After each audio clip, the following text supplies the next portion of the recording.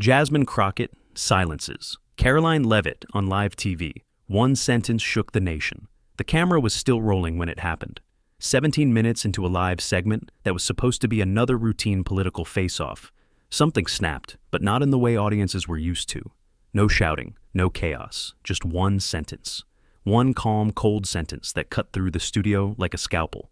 So why is no one talking about the $500,000 funneled through a Beijing shell company into the Mar-a-Lago gala with Melania Trump hosting? Karoline Leavitt blinked. Once, twice. Her mouth opened slightly, then closed again, like her brain had just been yanked off script. The host, a seasoned TV veteran who'd moderated hundreds of these political segments, shifted in his chair. The control room, dead silent. The kind of silence that makes producers panic and interns freeze. But Jasmine Crockett didn't flinch. For the first 17 minutes, it had been business as usual. Bright lights, tight smiles, and weaponized one-liners. Karoline came in hot, armed with talking points about reckless democratic spending and radical border failures. Jasmine responded like she always did, steady poised, letting the storm roll over her like waves against stone, until it wasn't about policies anymore, until the air in the room changed, and then she said it. She didn't raise her voice. She didn't lean back or strike a dramatic pose. She leaned slightly forward, adjusted her mic, and detonated the room. Let's talk about campaign finance, she said. Let's talk about how a foreign shell company, Sable Bay Consulting, wired $500,000 to a Trump-aligned gala hosted by the former First Lady. Let's talk about who attended and who signed off on it. For a split second, no one breathed because it didn't feel rehearsed. It didn't feel like a political stunt. It felt like Jasmine was sitting on a secret and she had just decided to stop keeping it. Karoline's smile cracked first, a tiny twitch at the corner of her mouth. Her fingers tapped her pen, a pen she hadn't touched all show. The host stammered, clearly not expecting this. Do you have evidence to back that Jasmine's eyes never wavered? The money trail starts in Nevada, flows through Sarasota, and lands at Mar-a-Lago. I have bank records, legal memos, signed authorization, even the guest list. The control room zoomed in instinctively. Karoline tried to push back. That's a reckless accusation. Is it reckless? Jasmine interrupted. If your own press secretary flagged it internally 2 months ago, or just inconvenient? The live comment feed beneath the broadcast exploded. Twitter clips started surfacing within 10 minutes. TikToks labeled Crockett Goes. Nuclear trended by the time the segment ended, but it wasn't just what she said, it was how she said it. Calm, clinical, not a single word wasted, no shouting, no theater. Just truth spoken aloud for the first time. The aftermath would come later, the resignations, the midnight phone calls, the emails, but in that moment live on national television. Jasmine Crockett didn't just win a debate, she changed the temperature of the room, because truth when spoken with surgical calm doesn't explode, it freezes the air. It silences the opposition, and it reminds everyone watching silence has a cost. And Jasmine Crockett wasn't going to pay it anymore. She hadn't planned to say it not like that. Not live, not unfiltered, not with the red light still glowing on the camera and millions watching. But when Jasmine Crockett stared into that lens when the silence hit like a hammer, she realized something chilling. If she didn't say it right, then she might never say it at all. Because silence doesn't just cost reputations, it buries truth.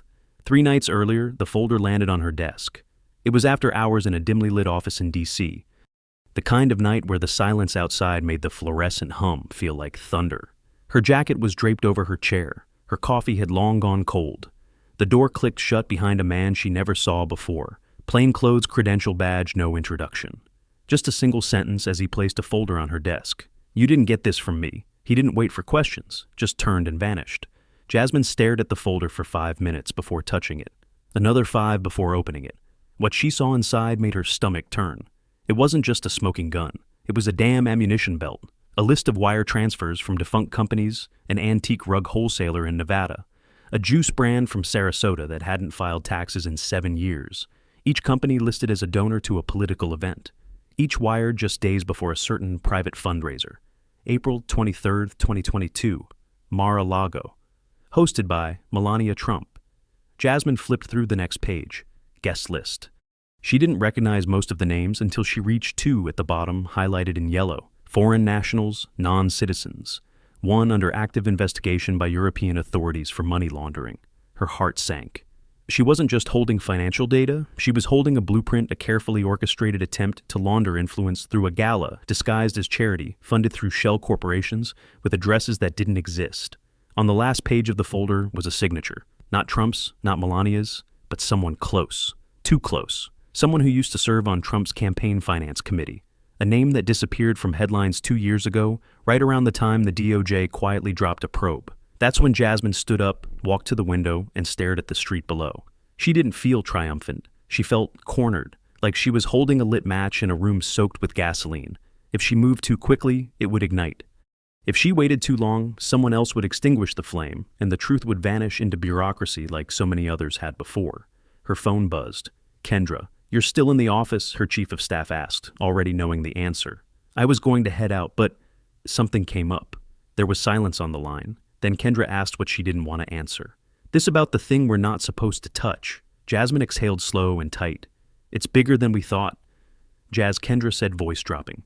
"If you go public with something like this, we're not just poking the bear. We're dragging the whole damn thing into daylight." Jasmine stared at the folder, then at the mic on her desk. "I'm going on that panel Thursday." And she didn't answer immediately.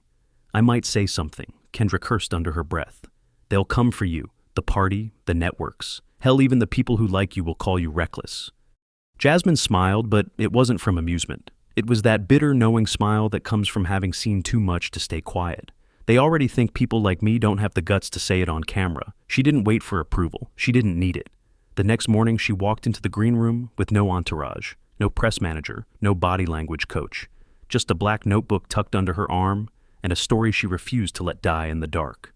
Across from her, Karoline Leavitt was a vision of preparation, cream blazer earbuds and posture like a magazine cover. She didn't say anything. When Jasmine walked in, just glanced up once, then back to her phone. The host, Barry Klein, greeted them both with the same practiced charm. 3 minutes, ladies. Let's keep it spicy but civil," he grinned. Jasmine didn't return it. Behind the stage, a young producer leaned in toward Jasmine. "If you're going to go after healthcare reform, start strong. Caroline's bringing up tax spending early." Jasmine nodded, eyes locked on the pages in her notebook. But she wasn't thinking about healthcare. She was thinking about the photo tucked behind the last page. A man from Shenzhen in a champagne suit. A former campaign finance officer at his side. A gold-trimmed table in the background. And Melania Trump standing right there smiling. No one had asked who paid for that table. Nobody wanted to. Jasmine flipped the notebook shut. Her hand didn't shake. When the countdown hit 5, 4, 3... She wasn't nervous. She wasn't calm either. She was something else entirely, something sharp, something inevitable. And once the red light blinked on, there was no going back. And just like that, they were live. Jasmine didn't look at the host. She didn't glance at the camera. She didn't smile for the audience watching from home. Her eyes stayed locked on the table in front of her, as if steadying herself for the impact of a truth that was no longer hers to carry alone. Barry Klein welcomed the viewers with his usual broadcast polish, tossing out opening remarks about the state of campaign finance, 2 rising political stars, and a lively, respectful exchange. It was all theater, all noise. But Jasmine wasn't listening. Her mind was already on the edge of the sentence she was about to say. Karoline Leavitt went first, just as rehearsed. She hit every beat like a well-trained performer. Talked about reckless liberal spending, open border disaster, how the Biden administration has lost touch with working-class Americans. Each line delivered with teeth-whitened confidence and perfectly arched brows. Jasmine didn't flinch. She didn't blink. Because this wasn't a debate anymore. This was testimony. When Barry gave her the floor, Jasmine glanced up just once. Not at him.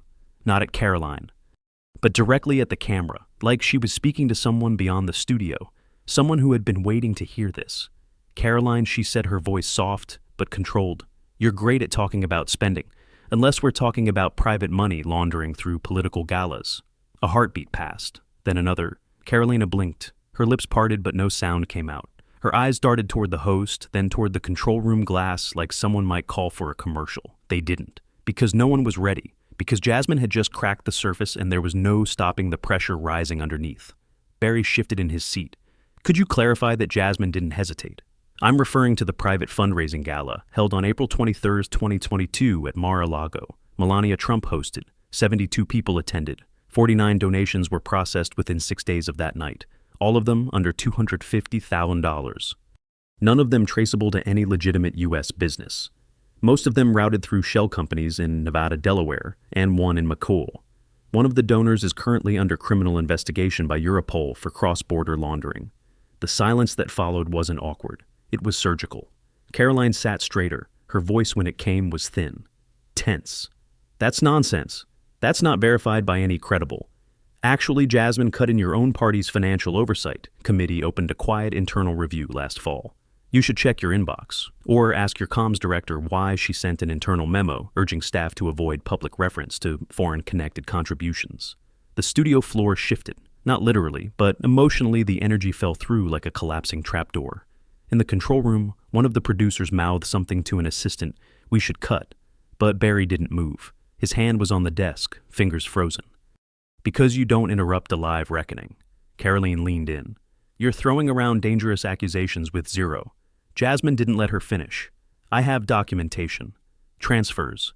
A signature from your side, authorizing acceptance of funds through Sable Bay Consulting, a holding company registered in Hong Kong with no U.S. operating license." The air in the room changed. Barry cleared his throat. "Jasmine, were these documents reviewed by legal?" "They were," Jasmine said, calmly. "Two former analysts. Both served under your administration, Karoline. One now works in forensic auditing for the FEC. The other works for the DOJ. Karoline's fingers twitched. She looked down at her notes, suddenly meaningless, and then toward her phone, which she wasn't supposed to check on air. The audience at home wasn't listening to policy anymore. They were reading faces, watching body language, measuring silence like temperature. On social media, the clip was already spreading. Frame-by-frame reactions. Slow zooms on Karoline's stunned expression. Side-by-side comparisons with political disasters of the past. Hashtags lit up. Yash for Galagate. Yash she brought. Yastar. Receipts, and Leavitt, Speechless, and Jasmine.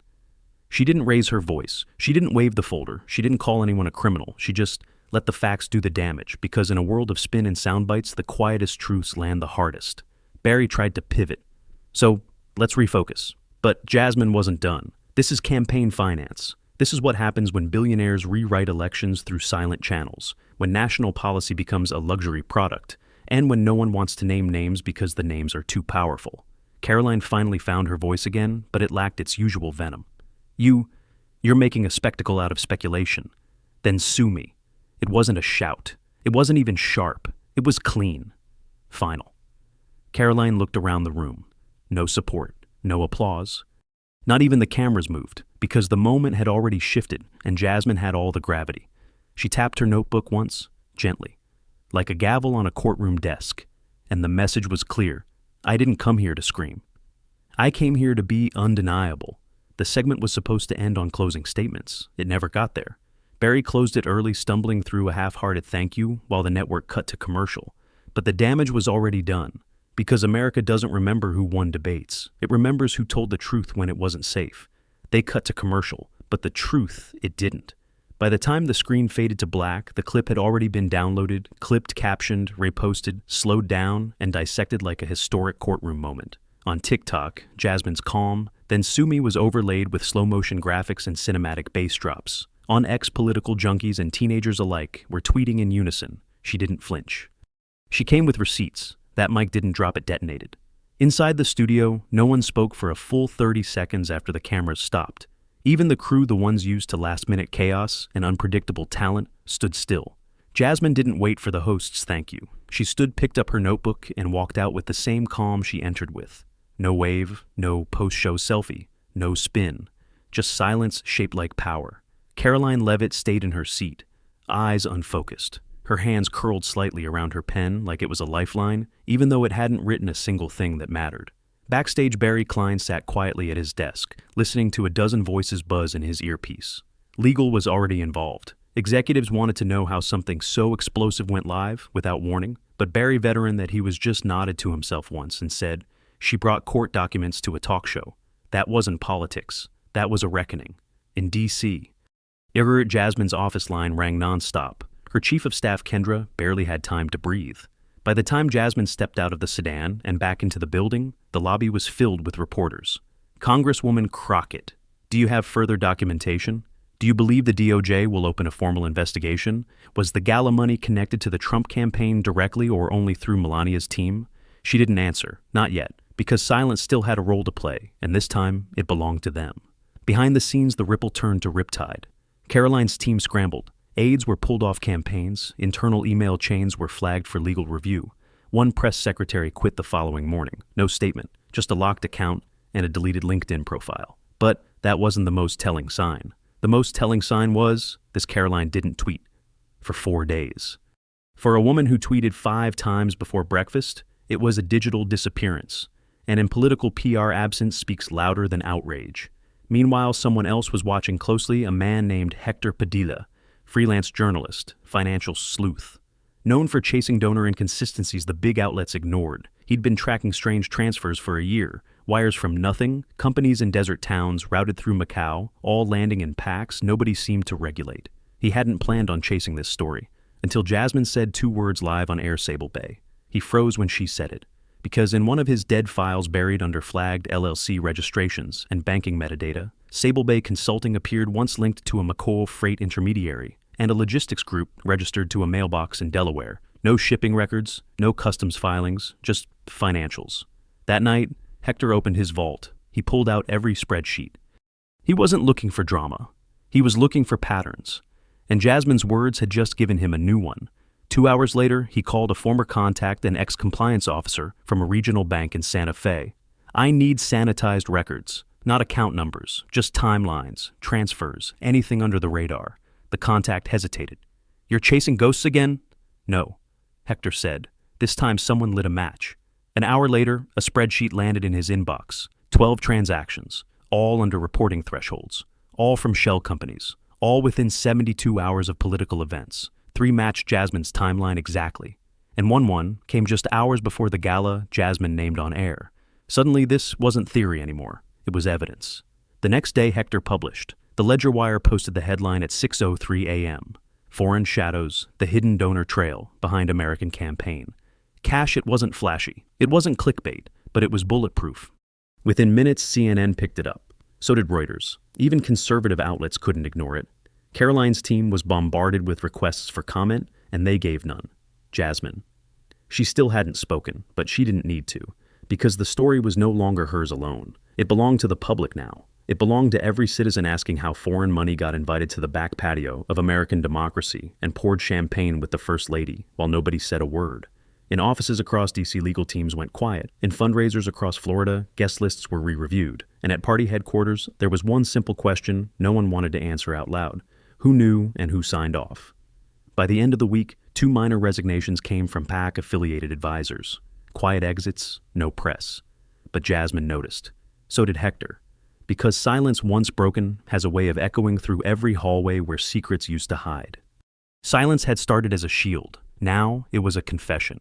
By the end of the week, the 2 resignations spoke louder than any press release ever could. No explanations were given. No goodbyes were tweeted. Just silence, strategic, deliberate, and unmistakably loaded. Jasmine knew what it meant. They weren't innocent. They were early evacuations. Rats abandoning a vessel that had sprung a leak big enough to sink reputations, careers maybe even more. And Karoline Leavitt. She was still nowhere. No fundraiser appearances, no press junkets, not even a podcast cameo. In an age where the political elite document their coffee orders on Instagram, her digital absence was deafening. But inside her Arlington office, the storm was anything but quiet.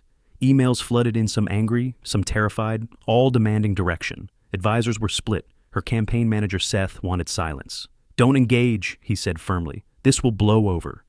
"If you speak, you legitimize the whole damn thing." Another aide disagreed. "If we say nothing, we look guilty." Karoline stood in the middle of the conference room, eyes fixed on a blank space on the wall, like she was seeing something only she could decode. She hadn't told them everything. Not about the gala, not about the memo her communications director quietly flagged 8 weeks ago, not about the email marked internal eyes only, with a subject line that read, "Potential foreign donor flag. Urgent." She'd seen it. She had even started to reply. But then she'd closed the tab, buried it, because back then it had felt safer to pretend it didn't exist. But Jasmine changed the rules. She hadn't screamed. She hadn't played victim. She had done something more dangerous. She told the truth calmly, and it cracked something inside Karoline that she couldn't seal shut anymore. At 9:14 a.m. on Tuesday, Karoline called a meeting. Only 5 senior staff were invited. She walked in without makeup, in a plain gray sweater, her usually perfect blonde hair pulled back in a way that made her look more human than headline. She didn't sit. She didn't stall. "I'm speaking publicly today." The room stiffened. Seth shot up from his chair. "You say anything, and the headlines write themselves. We don't need to validate conspiracy theorists." "It's not a conspiracy," Karoline replied flatly. "It's a reality I didn't fully understand. And I'm not going to lie my way through this." Another aide jumped in. You don't have to admit anything. Frame it as an attack, play the victim. You're good at that. Karoline looked up. Her eyes were clear now. I'm not interested in being good at this anymore. I'm interested in being honest. The press conference was scheduled for 3:00 p.m. No national networks were invited. Just a few independent journalists and local beat reporters, some of whom had been calling her office every day since Jasmine's segment. Karoline stepped up to the podium alone. No campaign manager behind her, no party chair nodding support. Just her, and the silence she had helped create. I've taken a few days to review the claims made last week. She began, her voice steady but soft, and yes, some of what was said caught me off guard. She didn't blame Jasmine. She didn't call it a smear. She didn't even mention her opponent's name. I wasn't in the room the night of that fundraiser. I didn't plan it. I didn't attend it. But I defended it anyway, loudly, publicly, because I assumed it was clean. That's on me. Gasps rippled through the crowd, not loud but sharp. She paused, just enough for the words to settle. There are systems in place in this country that reward silence, that protect those who look the other way. And I, like many, have been complicit in that silence. She didn't cry, she didn't shake, but for the first time Karoline Leavitt looked real. Not broken, but exposed. The press questions came fast and hard. Do you believe foreign money reached your party through Mar-a-Lago events? Do you plan to return any questionable donations? Will you support new finance transparency reforms? Karoline didn't deflect. She didn't dodge. She didn't know all the answers, but for once she didn't pretend she did. Truth doesn't belong to one party, she said quietly. And the moment we treat it like it does, we lose the right to govern anyone. Within minutes, clips from the press conference flooded social media. But something strange happened. This time Karoline wasn't mocked. She wasn't memed. She was heard. Even people who disagreed with her politics posted versions of the same comment. I don't like her. But damn if that didn't sound like the truth. And back in D.C., Jasmine Crockett sat in her living room watching the stream play on loop. She wasn't smiling, but she was listening.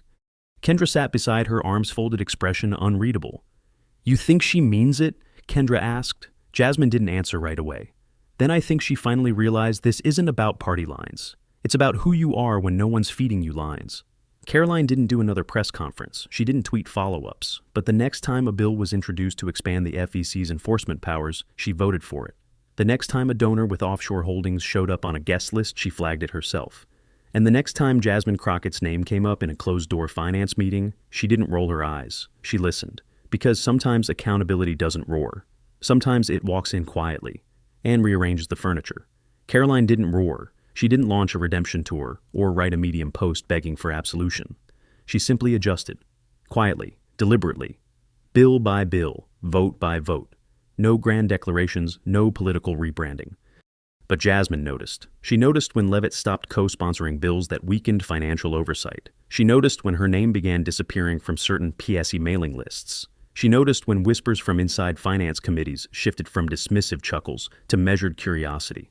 Because when the truth hits hard enough, even those it doesn't destroy begin to move differently. But Jasmine wasn't waiting for Leavitt to change. She wasn't chasing apology. She was already on to the next fire. 1 month after the segment aired, she was invited to a town hall in Fresno, California. No national coverage, no cameras, just a fold-out podium in a low-ceilinged community center, filled with retirees, teachers, high schoolers, a few off-duty nurses.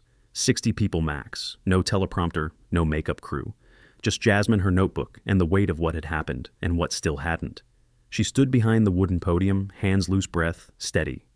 She didn't begin with the gala. She began with silence. Most of the time, she said, truth doesn't arrive with trumpets. It shows up in a manila folder handed to you at 9 p.m. by someone too afraid to give their name.